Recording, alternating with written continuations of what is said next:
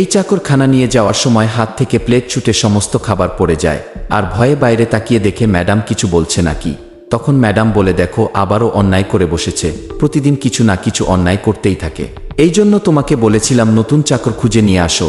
তখন ছেলেটি বলে, আমি গার্ডকে বলে রেখেছি, চাকর পেলে পাঠিয়ে দিবে। এদিকে চাচা পড়ে যাওয়া খাবার হাত দিয়ে পরিষ্কার করতে থাকে। তখন মেয়েটি বলে, কাকা সব ঠিক আছে তো? তখন চাচা বলে, জি ম্যাডাম।